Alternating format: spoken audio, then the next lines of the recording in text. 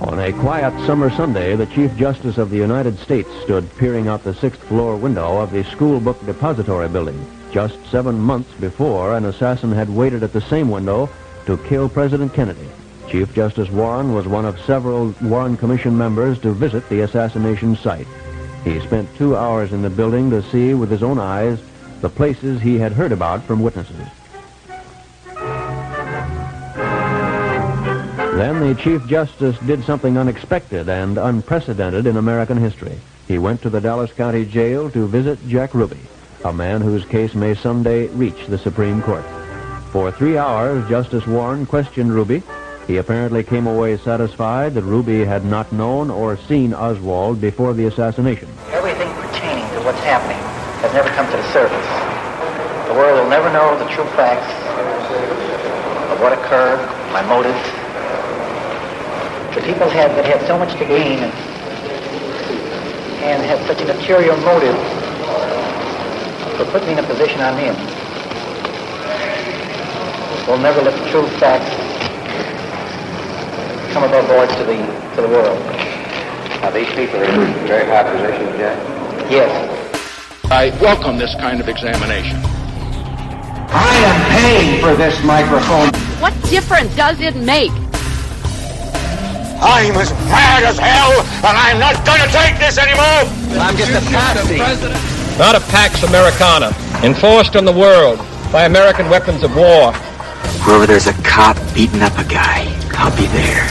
We didn't land on Plymouth Rock. The rock was landed on us. The United States is owned by foreign corporations. Do you really care? And if anybody cares, they're considered crazy. I have sinned against you, my Lord. Man, all the humanity and all the controllers here looking very carefully at the situation. Obviously a major malfunction. An unspeakable tragedy. Dead on arrival. And I will go to my grave being at peace about it. Our long national nightmare is over. Don't give up. Don't ever give up. This is the Midnight Rider News Show with S.T. Patrick. Hi, this is Carmine Savastano, and you're listening to the Midnight Rider News Show with S.T. Patrick. Hello, America and the world. Welcome to the Midnight Rider News Show. This is Rob Clark, your friendly neighborhood guest host, and I'll be traipsing through the trials and travails that have so tempestuously and untruthfully been blasted in your eyes, ears, and minds by the state-sponsored talking heads, court historians, and the textbook conglomerates that control information today. What is up, everybody? First, before we start the show, we got to clean the castle a little bit, like ST likes to say. And I just wanted to say a big thank you to everybody over at the Midnight Rider News Show for having me on to do this as a quarterly thing. The last appearance, episode number 52, if you'd like to go back and listen to it, was, by all accounts, a great success. I heard nothing but positive feedback from both the listeners and also ST. So apparently I did a good enough job, so I'm back. And tonight we're going to be talking about a fellow by the name of Curtis Laverne Crayford, better known to people in the JFK assassination milieu as Larry Crayford, a guy who was under the employ of Jack Ruby at the Carousel Club. Now you might be thinking to yourself, why is this guy so important? He was just, some random guy who just happened to work for Jack Ruby. Well, we'll get there, I promise. But in order for tonight's show to make sense, we're going to need a couple things from you, the listener. Now, for those with a somewhat cursory knowledge of the JFK assassination, most people that believe that there was a conspiracy believe that Jack Ruby played some part in it. And for tonight's show to make sense, we're going to need to go there. We're going to need to believe, as Jack Ruby told Earl Warren, that his life was in danger. He couldn't stay in Dallas. He named specifically the John Birch Society and Edwin Walker as what part of the Dallas conglomerate that he was afraid of. And It didn't get much run back then. And they never did take Ruby to Washington.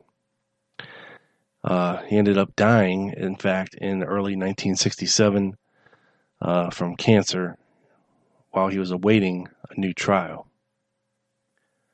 So the last time I was here, we talked about Guy Bannister and what was going on over in New Orleans back in 1963, the summer of 1963, with Lee Harvey Oswald. Now, tonight we're going to shift our focus over to Dallas, okay, and what was going on about the same time as Lee Harvey Oswald showed back up on the scene. So why is Jack Ruby so important in all this? There was a warning, and it came from General Walker on December 28th, 1966, just 9 days after Jack Ruby entered the hospital. General Walker wrote to Billy James Hargis, who was a fanatical right-wing preacher back then, and expressed his fear that Ruby might talk. And then Walker issued a warning. The information was buried in the third paragraph of a letter following a trivial discourse about a briefcase Hargis had given him. His regrets that he could not attend a function with Hargis and his family, and his libel lawsuit. The letter was discovered by author Jeffrey Caulfield, and Walker wrote, "Another peculiarity with George de Mohrenschildt returning to Dallas from Haiti, as Rubenstein is allegedly dying with cancer and might talk. De Mohrenschildt made a front-page spread, and our informant produced his address and whom he is staying with. Not good. A warning. When Rubenstein leaves the hospital in a box, in parentheses, the only way he will come out, in parentheses, there is no further block, in quotes, to returning the blame to the right wing. The books and press will gradually pick it up again. RFK must have it. It must be done as insurance and assurance. An RFK political necessity." Okay. Wow. Now, if those aren't the words of a guilty man, then I don't know what exactly is. That to me sounds like a guilty person wanting to protect the facade that was protecting him and his right-wing conspiracy. Now, we touched a little bit on General Walker the last time I was here in episode 52 with all the extreme right-wingers and stuff that was going on in New Orleans. And for those of you who don't know, General Edwin Walker is going to play a little itty-bitty little part in tonight's show. And I'm hoping that my last show of this year is going to be about General Edwin Walker. We're going to tie a lot of this stuff in together to make a very interesting narrative. But for the purposes of tonight's show, as I said, you need to believe that Jack Ruby was involved in some kind of a conspiracy to silence the patsy, and possibly more than that. We know Ruby had ties to the mafia, the seedier side of life, dealing with strippers, and he was even involved in gun running, very anti-communist kind of guy. And, this is in addition to him being a nightclub owner. So he's not as innocent as he appears to be. And there are some interesting ties, let's say, that Jack Ruby does have to New Orleans, and that certain people in New Orleans have to him. But we'll address that in another show. So tonight, I want to lay out an interesting narrative for you. Now, I'm going to admit to you that there will be some speculation involved. But as with anything, when you're examining history from the perspective of trying to get to the truth when we don't have all the pieces to the puzzle yet. There's going to have to be a little speculation involved. Now, the speculation is based off of fact and documents and testimony for sure. It just needs to be tied together in a cohesive narrative that is logical and makes sense. And looking at the Kennedy assassination, there's not a whole lot of stuff that makes sense. But I'm going to do my best here for you tonight to lay out a plausible scenario. One that, after researching this case for more than 20 years, I'm becoming more and more inclined to believe. Now, of course, a lot of people have written a lot of books and a lot of papers and given a lot of speeches about their theories on the Kennedy assassination and who was behind it and who was involved and this, that, and the other. And I'm not saying that the scenario I'm going to present to you tonight is fact. I'm saying it's my best option. And I've heard a lot of theories. In fact, I've probably heard them all. And if you are somewhat interested in the Kennedy assassination, then I'm sure you've heard a lot of them too. So, Curtis Laverne Crayford was born March 10th, 1941. He was approximately 2 or 3 years younger than Lee Harvey Oswald. Okay. But their stories have a very incredibly similar path. Crayford, like Oswald, dropped out of high school and entered the armed forces. He joined the Army in 1958 when he was 17 years old. Just like Oswald entered the Marines when he was 17 years old after he dropped out of school.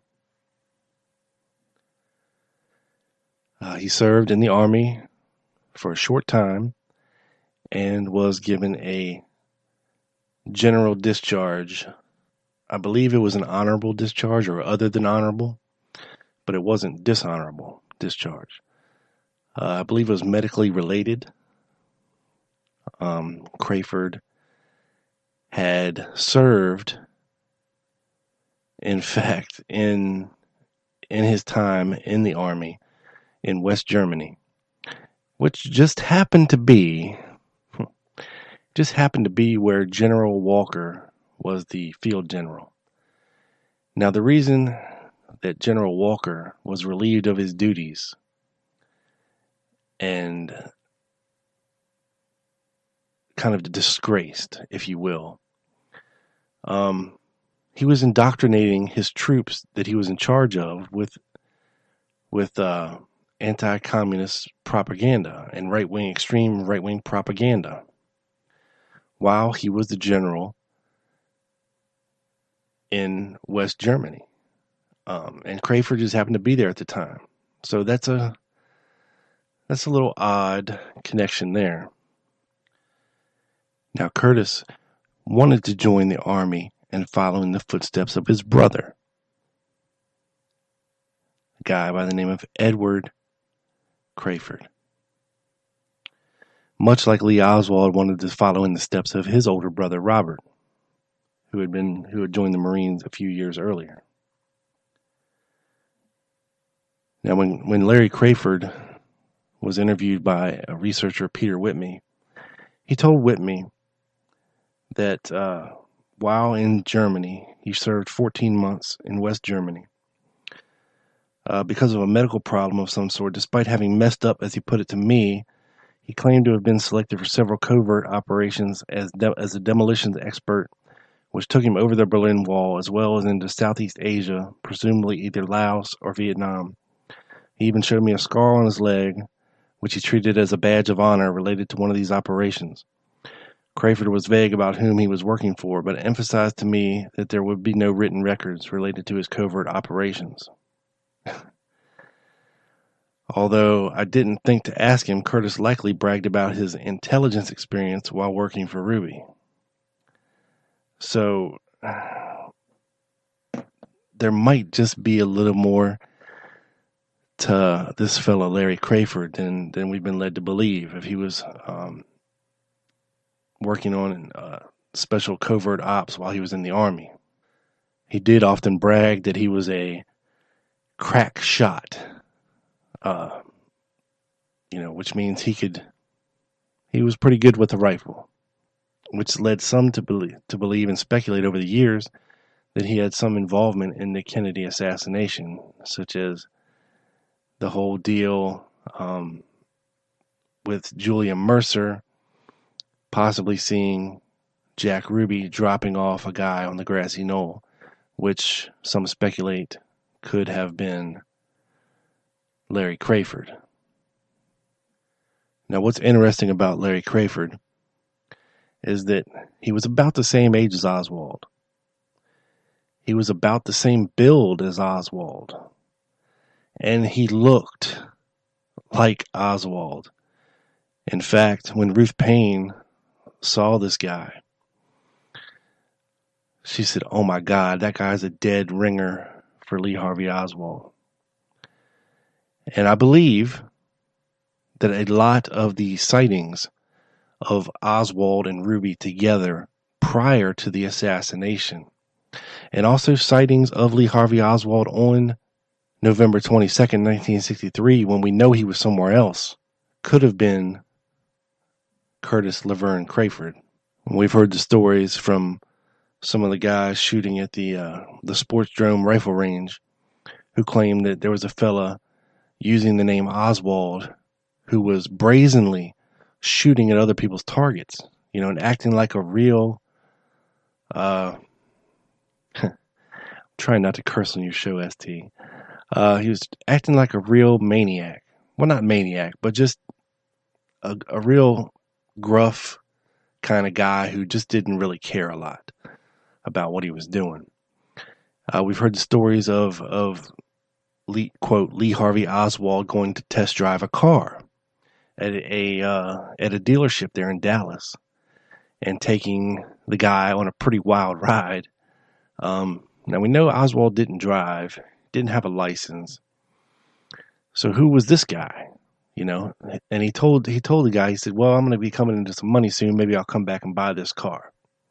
He made a big show, some big claims, and left. And there's various other sightings. There was a sighting, I believe it was the wee hours of the morning on November 22nd, 1963, at the Lucas B&B restaurant, where one of the waitresses there who was waiting on him claimed to see Jack Ruby meeting with Lee Harvey Oswald. Well, come to find out, on her description of Lee Harvey Oswald, she claimed that he had a scar on his cheek. Well, as we all know, Lee Harvey Oswald does not have a scar on his cheek, but Curtis Laverne Crayford does.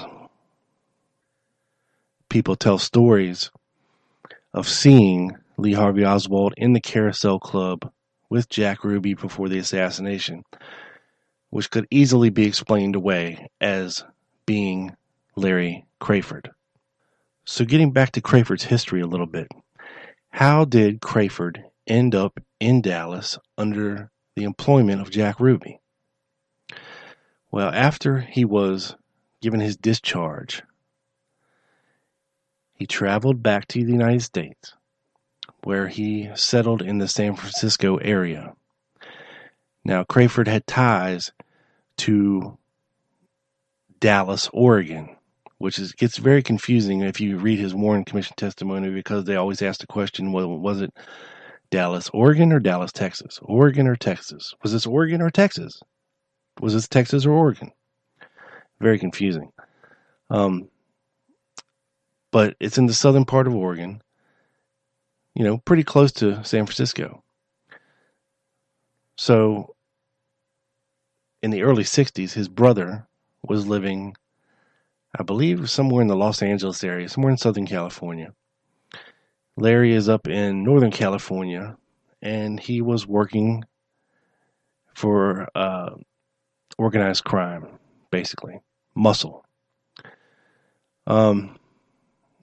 He even went so far as to tell researcher Peter Whitney that he was a hitman for a mafia don, and he made a big mistake. He ended up getting the mafia don's granddaughter pregnant. Now, normal punishment for that would be probably, as you guessed it, a few shots to the skull. But since he had been such a good soldier for this mafia don, the guy told him and said, "Look, just get out of San Francisco and don't ever come back." So Larry started making his way down through California, working odd jobs. He picked some fruit. I think he was picking strawberries for a certain company. He was doing odd jobs here and there. He was working as a carnival operator. Well, not operator. He was working as a ride operator at a carnival there in Southern California. And he somehow made his way to Michigan. He had family ties in Michigan. It's actually where he was born. And he had an aunt and uncle that worked there, or that lived there. He had a cousin that lived there and a sister that lived there. And he left there, I think it was in August of 1963, telling his family he was making his way to Memphis, Tennessee, where he was going to join another carnival, which he did, and that carnival eventually made its way to Dallas and kind of fizzled out in Dallas. And then Larry got a job at the Dallas Fairgrounds working in a exposition of how Hollywood makes movies. Whatever this is. And that thing kind of fizzled out, and he went to work for another little exposition there about that kind of employed dancers, and some of Jack Ruby's dancers were dancing in there, and I think Jack was selling his twist boards there. But anyway, Jack Ruby had a investment in one of these things that it didn't really pan out very good either. And as a favor to his buddies that were kind of running this booth, when it fizzled out, he offered Larry Crayford a job, basically. The job entailed this: you want to come work for me? You can stay and sleep in my closet, basically, at the club, and help me run it. Now, Larry's duties there involved answering the phones, doing various barman, restocking beer, cleaning up, janitorial duties, just a little bit of everything. I mean, at one point, Jack had become so dependent on Larry that he even had him actually go and run the Vegas club, which his sister ran for him when his sister Eva couldn't do it. So he would send Larry over there to actually run the club. So this is how good of a relationship he had with Larry. Although he wasn't paying Larry anything. I mean, he was giving him a little bit of spending money, but he was basically giving him room and board in exchange for his services. Now, whether or not Jack Ruby knew about this guy's background, we don't know. Crayford had been in Dallas, Texas, I believe sometime in 1961, where he met actually his first wife. And, ended up getting her pregnant, moving her back to Oregon. And then they had problems, and he left her there with his family. And she ended up finally making her way back to Dallas. So when Crayford was in Dallas, he did have ties there. He had a ex-wife and a kid there. So let's get to a couple of these sightings on November 22nd. Now, we already talked about the one in the wee hours at the Lucas B&B restaurant. Now, the next two I'm going to tell you about are not really known by a lot of researchers. At approximately 7:30 a.m., when our Patsy, Lee Harvey Oswald, was actually riding into work with Buell Frazier, we have at the Top 10 record store. That's right. It's a little bit more famous for the Tippit sighting later in the day. But actually, the owner of the Top 10 record store claimed that a fella by description, after he saw, of course, Lee Harvey Oswald in the media following the assassination, he realized that he recognized the guy that had come in Friday morning at 7:30 in the morning and bought a ticket to Dick Clark's Rockin' Eve or something of this nature. It was a local kind of concert. But this is what the owner, Dub Stark, said. And he would also later claim that Tippit, J.D. Tippit, the police officer that was murdered that day, had come in, used his phone, and left in a hurry and didn't say anything. Now, fast forward a couple hours to approximately 9 a.m. at, I believe it was a place called Price's Market. The clerk there, of course, after the assassination, after he realized and recognized the person that was in the media for killing the president and J.D. Tippit, had actually been in his store the morning of the assassination at approximately 9 a.m. when he bought 2 beers. So how does this guy recognize that it's, Lee Oswald, the assassin of the president, and J.D. Tippit? Well, he said when he sold him the beers, he asked for his identification, and the guy showed him a Texas driver's license that had the name Lee Harvey Oswald on it, which is going to come into play here in a little bit. Interesting, because we all know Lee Harvey Oswald did not have a Texas driver's license. So, why was this memorable to the guy, the clerk? Well, he remembered remarking after the customer had left the store that, Lee Oswald, that's a nice Jewish name, isn't it? I'm guessing that the clerk there was a Jewish fella. But he remarked on Lee Oswald's name as being a nice Jewish name, and that's why he remembered it after he heard it, of course, all over the media and saw pictures of this guy. He's like, oh man, that looks like the guy that came in and bought those 2 beers, and I carded him, and his name was Lee Oswald. Well, the same guy who had bought the 2 beers earlier came back about a half an hour later and bought some Pico Brittle. And he kind of wandered around the store, didn't say anything to anybody, and just ate his brittle, and then left again on foot. And both of these excursions to the store, the clerk said, were on foot, as in he did not arrive or leave in a vehicle. Now we know, of course, this could not have been our Patsy, Lee Harvey Oswald, because he was at work already at the Texas School Book Depository by this time. So who is this person impersonating Lee Harvey Oswald, going so far as to have his identification in a wallet? Who was going through the trouble of making Lee Harvey Oswald a memorable name by doing outlandish things like shooting at other people's targets at the rifle range and driving crazy on a test drive and saying he was going to come into a bunch of money and he would come back and buy the car then? It's interesting. It's interesting. Especially when this guy Crayford looks so much like him.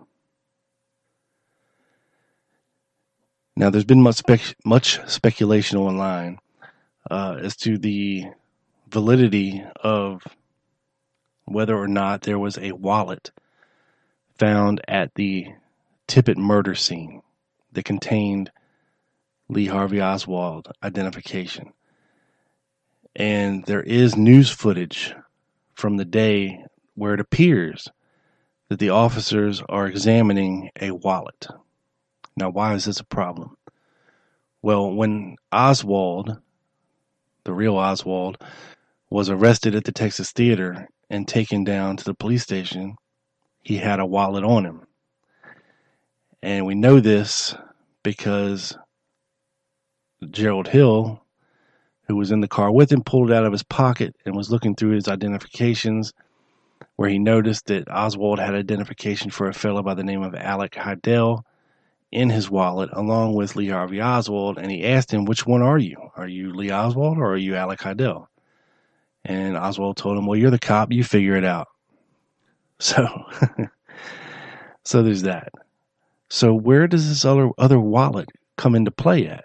What is going on here? Okay? Well, let's try to figure it out. And this is where we go into speculation land a little bit. It's a place I like to go. But,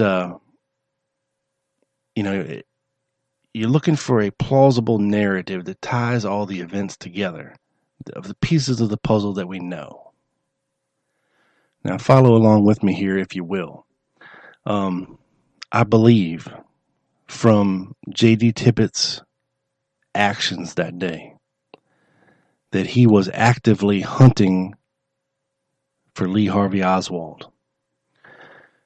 Now, why do I say that? Well, shortly after 12:30, Tippett had positioned himself at the end of the Houston Street Viaduct, parked in the parking lot of a Glocko gas station.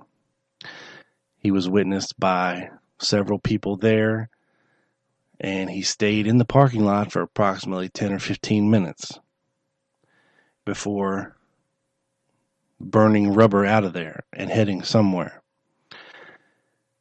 Now, if we believe the owner of the Top 10 record store, who gave us a story that Tippett came in a rush, didn't say anything to anybody, grabbed the phone, called somebody, didn't say anything, then hung up the phone real quick and ran back out of the store as if he was in a hurry, then it kind of makes sense. Tippett was doing other things too. He was pulling random vehicles over, searching through them, not writing anybody any tickets, not really saying anything, just looking inside vehicles. He was desperate. Something had gone wrong, because I believe if Lee Harvey Oswald had walked home from the school book depository that day, he would have went down to the end of Houston Street, over the viaduct, down, I think it's Zang to Beckley, to go home. Tippett was in the perfect position to intercept him. Even if he was in a car, he could have intercepted him. But especially on foot, he could have easily rolled up on this guy and made some things happen. I believe he panicked when, there's no Lee Harvey Oswald walking down the street after the assassination. The official story, as we know it, has Oswald leaving the school book depository, walking up Houston Street the other way, making a left onto Main Street and going about 4 or 5 blocks down and catching a bus, coming back, the bus getting caught in a bunch of traffic, and him exiting the bus, going to the Greyhound bus station where he catches a cab and takes it home approximately, where he has him drop him off approximately 7 blocks past his house for some reason, where he allegedly goes back into his rooming house, changes his clothes, grabs his pistol, and heads for the Texas Theater. Now, 10th and Patton, where the murder of J.D. Tippett occurred, is only a couple blocks from Jack Ruby's apartment. And by all accounts, with everything that I just told you about how Lee Oswald got from work back to his rooming house in a half an hour, from the time of that Kennedy was shot in Dealey Plaza which is approximately 12:35. He somehow made his way out of the school book depository, down a street, up another street a couple blocks where he caught a bus. We don't know how long he was actually on the bus that was stuck in traffic. He got off the bus. He walked to the Greyhound bus station. He even gave up a cab for a lady, and then he got the next one. And he had the cab driver drop him off 7 blocks past his house. So that means he had to walk back 7 blocks. He had to change his clothes. And then he had to somehow walk the distance to 10th and Patton by a certain time. Now, I believe that J.D. Tippit was murdered approximately 1:06 p.m., according to everything that I can piece together as far as people who can corroborate the time when they were looking at their watch, when they were watching a certain show on television, when they were going about certain routines in their daily life. And, for instance, T.F. Bally, when he made the call, when he showed up on the scene, there was a guy trying to use the radio in Tippit's patrol car, and he didn't know how to work it. And Bally got on the radio, made the call, and happened to glance at his watch, and it was 1:10.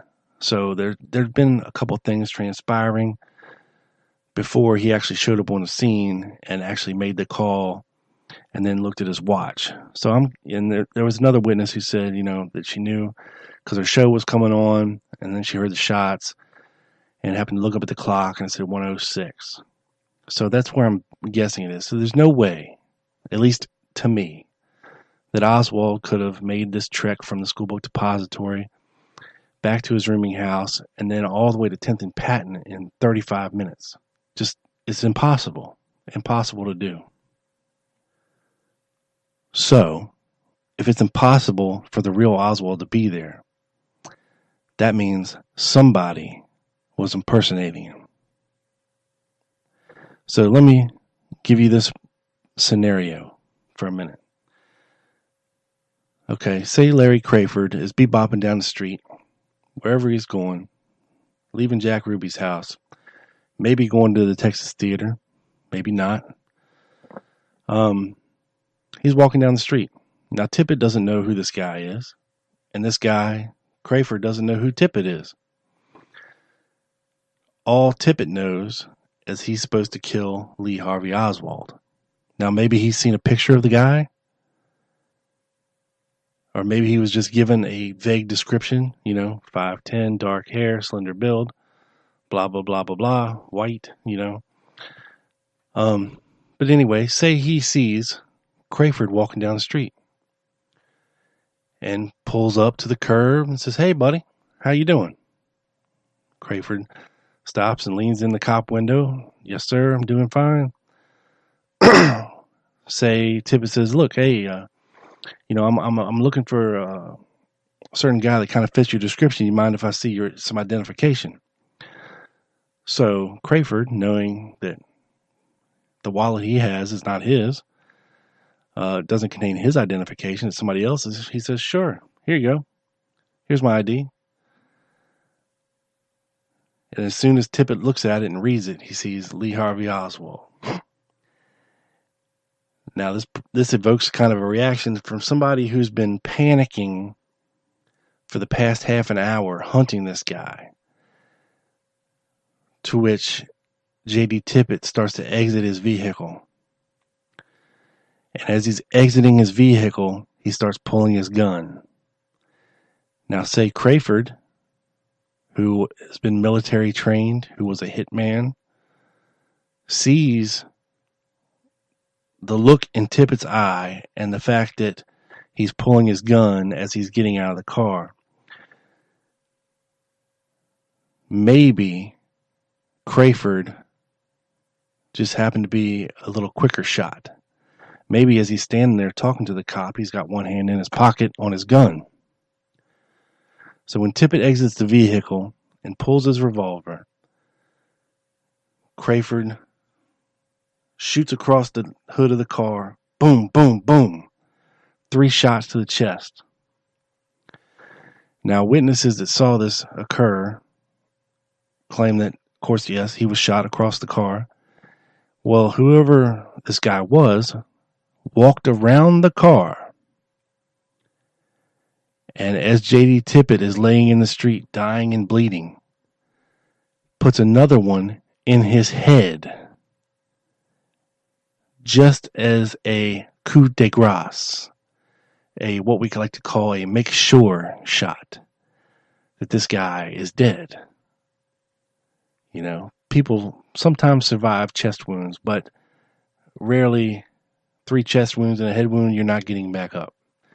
Tippit falls to the ground. He actually fell on his gun that was retrieved after he was put in the ambulance after it was called and came. And say as he was falling, he had the Oswald wallet in his hand.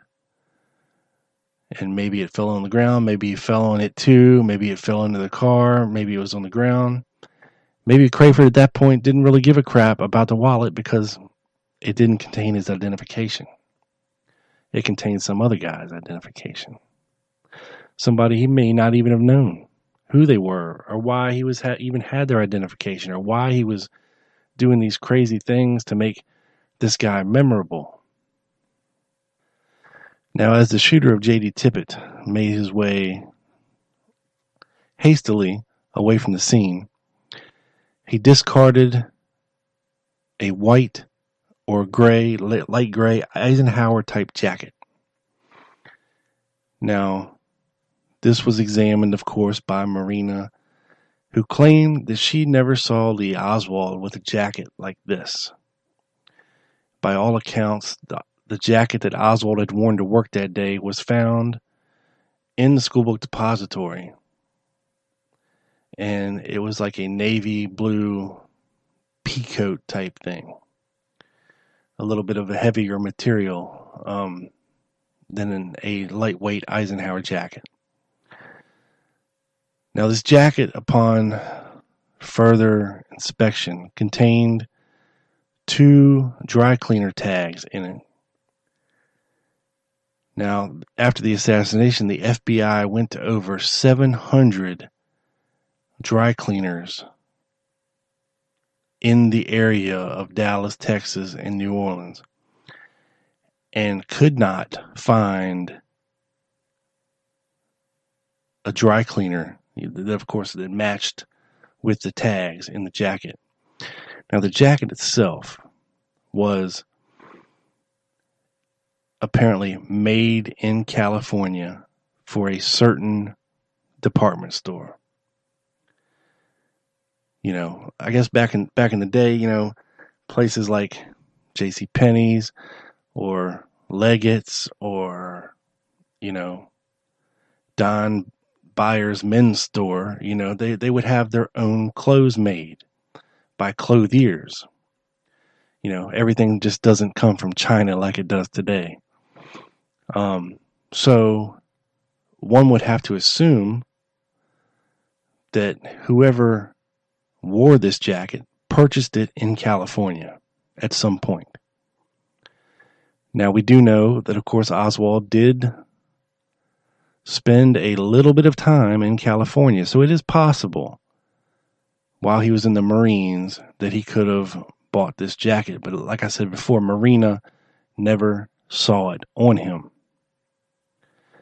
And also, if you Google image search Curtis Laverne Crayford or Larry Crayford, you will come across some very interesting photographs of him wearing a light-colored Eisenhower type jacket when he was photographed by the FBI a few days after the assassination. Interesting that this is the type of jacket that he used to like to wear. Now let's fast forward to the Texas Theater for a minute. We all know that's where Lee Harvey Oswald ended up. That's where he was arrested. He was arrested on the floor of the Texas Theater. Now, there were 2 separate police officer, I guess, incident reports that they write up, after an arrest or something of this nature, where they stated that the suspect, Lee Harvey Oswald, was arrested in the balcony of the Texas Theater. Now, I know back then a lot of these Dallas cops weren't the brightest bulbs, but you would think that they would know the difference between a balcony and the floor of the theater. I would think that anyway. So let's suppose for a second that somehow Lee Oswald got to the Texas Theater, bought a ticket, went inside and sat down. Now we know Oswald was moving around in the theater, which kind of harkens to the fact that he was looking for someone or something, maybe taped under the seats, or maybe he was supposed to meet somebody there to get further instructions. I don't know. But his actions indicate that that was the case. Now, say we have Crayford on the run from the Tippit murder. He's the guy the Brewer sees going into the Texas Theater without paying and kind of hightailing it up the balcony, up the steps as soon as you walk in the theater. So say Crayford's up in the balcony. Say Oswald's on the floor. The cops come in. They start clearing everybody out of there, arresting Oswald. Well, interestingly enough, now at 1:51 p.m. on November 22nd, Bernard J. Hare, owner of Bernie's Hobby House located 2 doors east of the Texas Theater, walked through his store and came out into the back alley when he saw police cars arrive. Hare at the time was unaware of the assassination news, and in the back alley he saw police bring out a young white man dressed in a pullover shirt and slacks. The man appeared flushed as if having just been in a struggle. Hare was under the impression that the man was under arrest. He watched as the police put the man in the police car and drove off. Hare was under the impression that he had witnessed the arrest of Lee Harvey Oswald. Until 25 years later, when he saw a picture of Lee Harvey Oswald being arrested out of the front of the Texas Theater, being escorted by, the cigar-chomping detective and Gerald Hill, caused him to wonder what in the hell he had seen and who he had seen arrested out the back of the Texas Theater in the alley. Now, to go back into the Texas Theater for a second, Sheriff Buddy Walters wrote in his 11/22/63 statement that, upon proceeding to the balcony of the theater, I ordered the manager to turn on the house lights. Some unknown officer was holding a white man at the steps of the balcony, and I proceeded on into the balcony. I looked over the balcony railing and saw a commotion in the center section near the back and the downstairs of the theater, and I hollered to the other officers, "He's downstairs."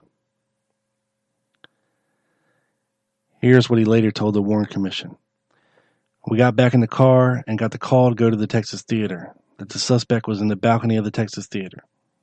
I had a sawed-off shotgun that I took with me inside the building and went up the steps to the landing there and got a hold of the manager and asked him to turn on the house lights. I went on into the balcony and there wasn't anybody in the balcony. It was vacant. I ran to the rail and looked downstairs and the house lights had just come on, and it wasn't too bright even with them on. We seen some confusion down in the center section close to the back of the center section of the seats, and I hollered to another bunch of officers that were still pouring in the balcony, "He must be downstairs," or "He is downstairs," or something to that effect, and I ran back down the steps. So, who was this mysterious white man in his first written statement on 11/22/63 that was being held by an unknown officer at the steps of the balcony? So, it would appear to me that there was in fact another person arrested at the Texas Theater and taken out the back as Oswald was taken out the front. Now, it's not a stretch to come to the conclusion that there might be some dirty cops in Dallas. It's really not a stretch. And as we all know, Jack Ruby loved to cater to the local police at his establishment, the Carousel Club. He would employ their girlfriends. He would often let them drink for free. Excuse me. When they were off duty.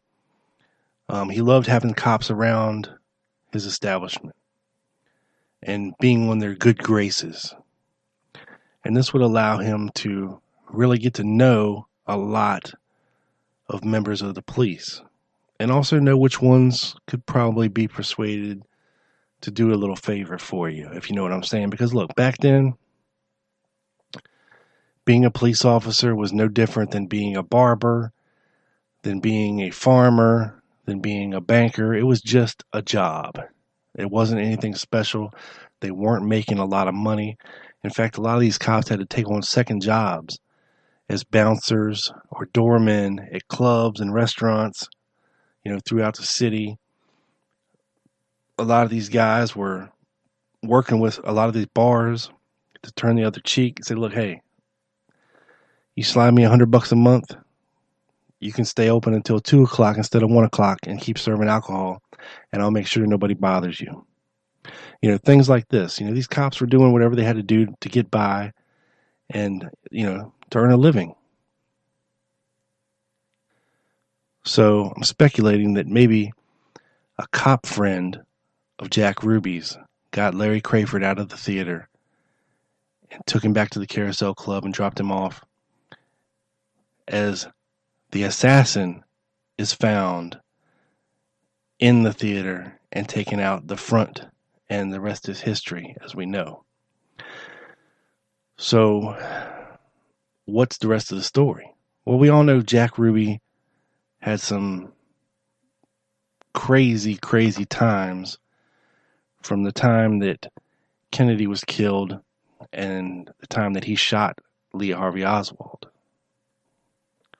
It appeared to some as if he was hunting Lee Oswald, stalking him in the police department, waiting until a time where he could get a clear shot of this guy. He was impersonating a newsman at the midnight press conference. He was correcting Henry Wade as to what organizations Oswald was a part of. He was going to local radio stations and making himself visible and getting interviews with Henry Wade for local media.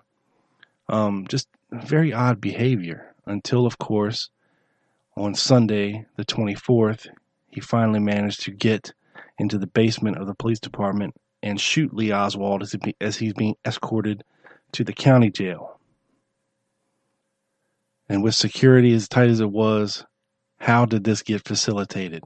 Why was Oswald walked out like the prize chicken at the fair, without anybody in front of him, and he was just wide open for Jack Ruby to jump out of the newsman that he was kind of lingering in and get off a clear shot to Oswald's gut. But let's rewind for a second. Okay, so the events of Friday, November 22nd go down. Of course, JFK is murdered. Then J.D. Tippit is murdered. Oswald is arrested. What happens next? Well, the night after the assassination, Jack Ruby starts acting a little crazy. He is most notably known for that night staying up very, very late.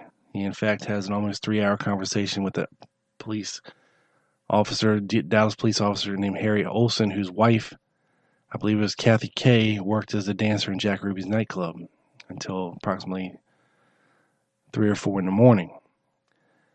At which time he gets his roommate, George Senator, and he calls Larry Crayford. He said, "Come on down, bring the camera.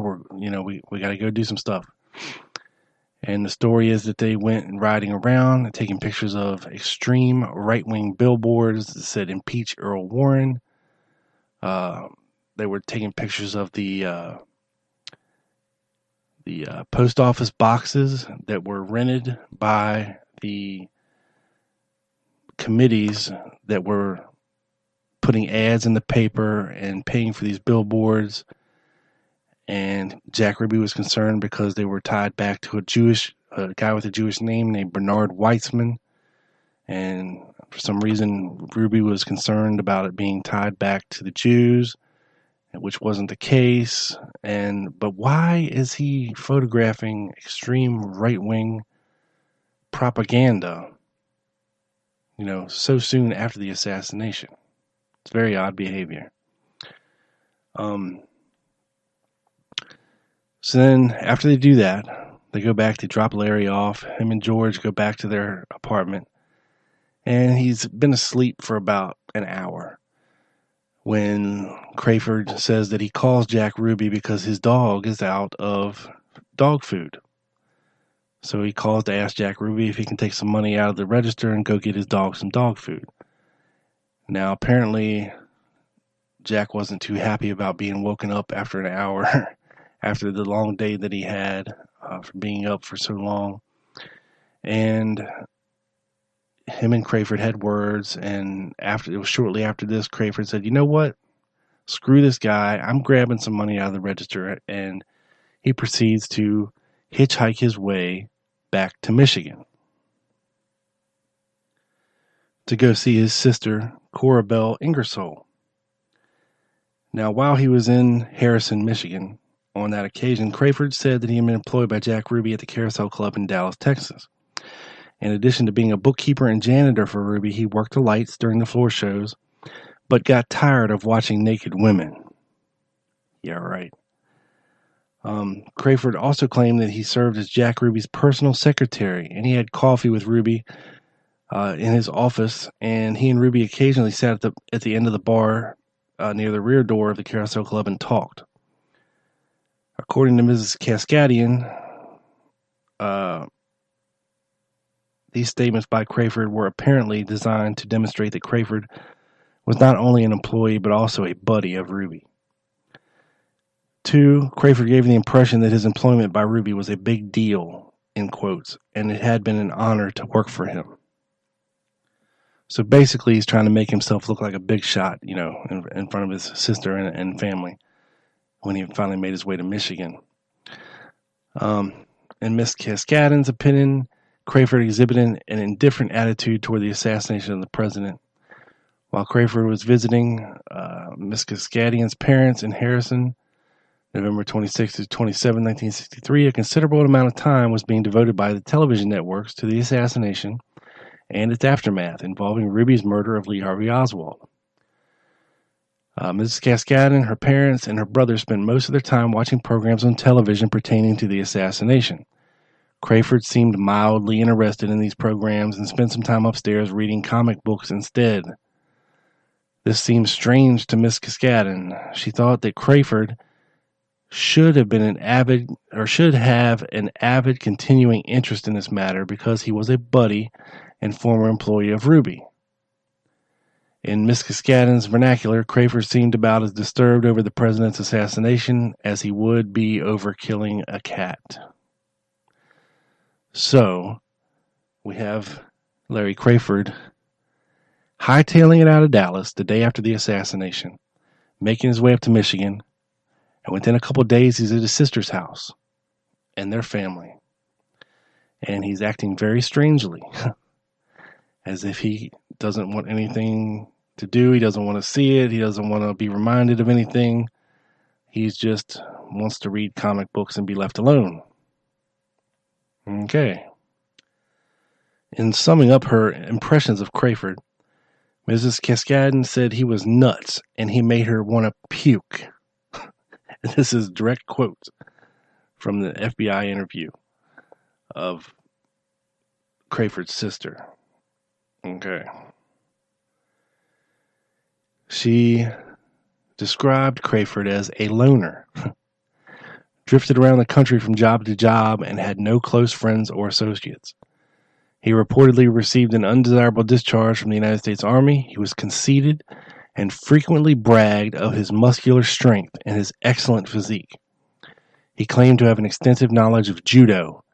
To support this latter claim, on occasion he would use a judo chop, striking object with the heel of his hand while fingers are extended and held stiff, on the interior wall of a house to show the power of his blow. He told Mrs. Cascadden's mother that by continuously snapping his finger on a certain spot on a woman's breast, he could cause the woman so much pain that she would beg him to kill her rather than be further tortured. Wow.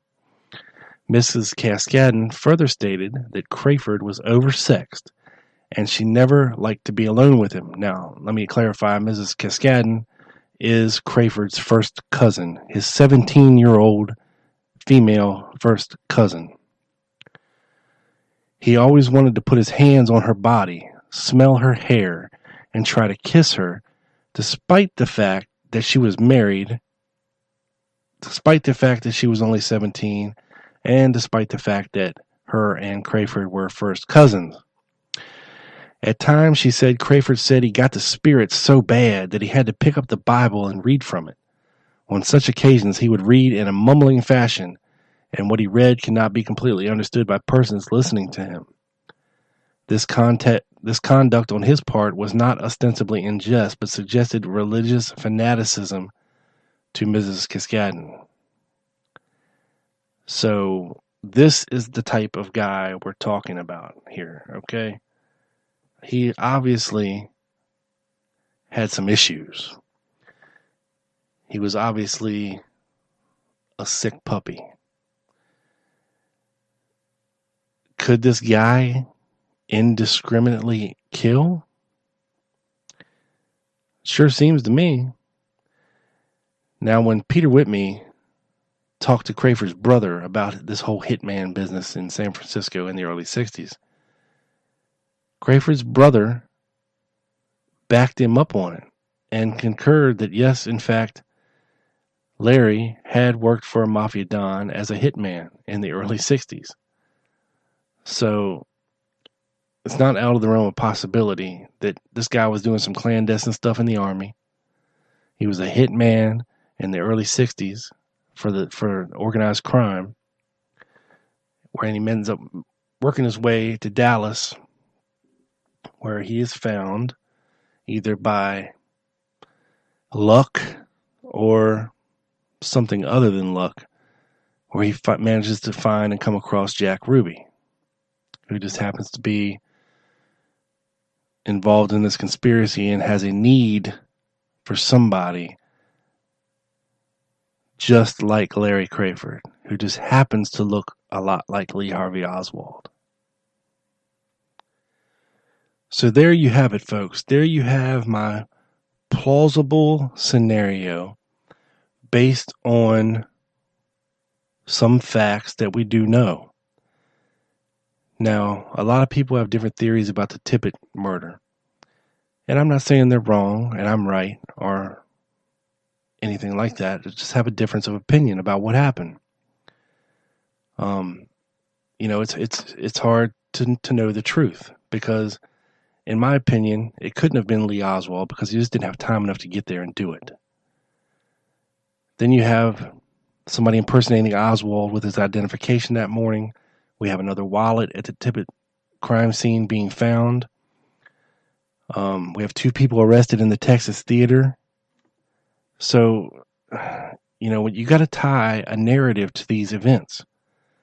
And the one that I've explained to you today seems to be the clearest and most logical to me. Was Crayford a bad dude? Yeah, he was a bad dude. He was no good. At the very least, I believe he was involved in the Tippit murder. And possibly even more than that. He could have been the guy that Roger Craig saw that was fleeing down the grassy knoll or the hill there beside the school book depository and getting in a, quote, Nash Rambler that day. Because he's kind of looking disheveled and kind of wearing the same outfit as Lee Oswald, and of course Roger Craig said that this guy looked a lot like Lee Harvey Oswald if it wasn't him. So, it's possible that Crayford could have been used not just to make Oswald memorable before the assassination, but he could have also been used to set Lee Harvey Oswald up the day of the assassination, and he could possibly have been used as a shooter. Because you see, the school book depository, they always say, well, there wasn't anybody, there was no strange people in the depository that day. But the interesting dynamic of the school book depository, and I think for some reason I keep saying suppository, depository, is that the workers and the people that were employed in that building were part of two different walks of life. Okay, you have these office professionals who were working in the publishing offices of these book publishers. But then on the other hand, you also have laborers, general workers, pretty much, these lower class, working class, book warehouse employees that were running all over the place.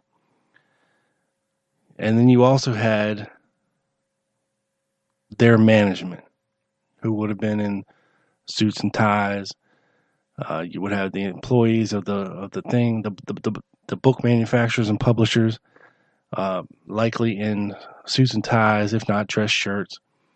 And then you would have had your laborers. So, and a lot of the people that worked in the publishing department didn't really know or weren't on a first name basis with the laborers.